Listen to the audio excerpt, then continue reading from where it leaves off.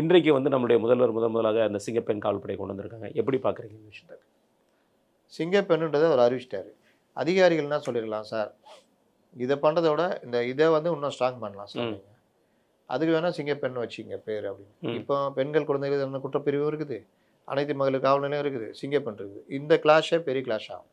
இப்போ இவர்களுடைய பணி என்னன்னா ட்ரோன் மூலம் கண்காணிக்குது. அதுன்னு யாரை கண்காணிப்பாங்க?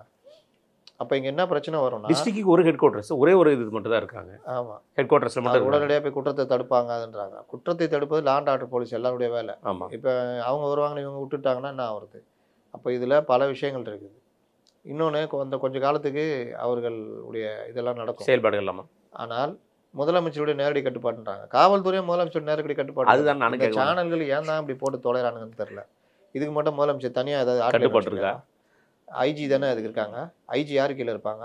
ஏடிஜி லாண்ட் ஆர்டரு, ஹெச்ஓபி தானே இருப்பாங்க. ஆமாம். அப்போது இன்னொன்று பெண்கள் குழந்தைகளுக்கு எதிரான குற்றத்தடுப்பு பிரிவு கீழேயும் வரும் அது. ஆமாம். அவங்க அங்கே ஏடிஜி பொறுப்பில் இருந்தால் ஐஜி அவங்க ரிப்போர்ட் பண்ணுற மாதிரி இருக்கும். கண்டிப்பாக.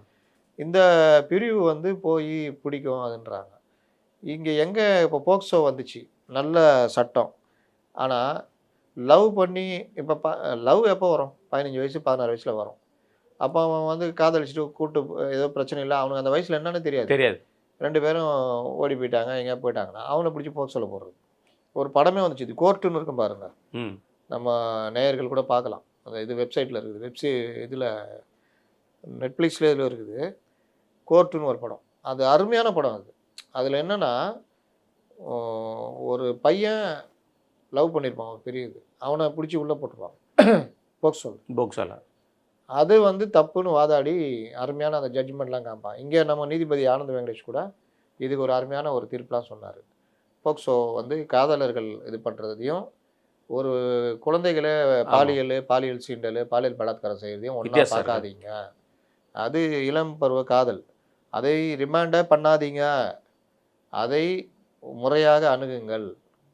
பெற்றோருக்கு எப்படி இருக்கும்? என் பொண்ணை கூட்டு போயிட்டான் சார், போக்சோவில் போடுங்க சார், என் பொண்ணுக்கு 17 வயசு. அப்போ அந்த இடத்துல பண்ணாதீங்க, இதை போக்சோவாக பார்க்காதீங்க அப்படின்னு.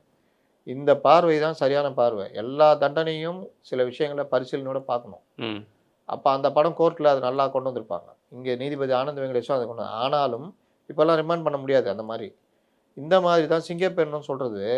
இவர் வாட்டில் போய் காலேஜ் ஓரத்தில் பசங்க ஜாலியாக பேசிக்கிட்டு இருக்கோம், அதில் போய் ஒருத்தனை பிடிச்சி அடித்து தூக்கி வண்டியில் ஏற்றி போட்டாலாம் சீக்கிரமாக கெட்ட பேர் வந்து. ஏன்னா ஜென்சி தான் கை வைப்பாங்க.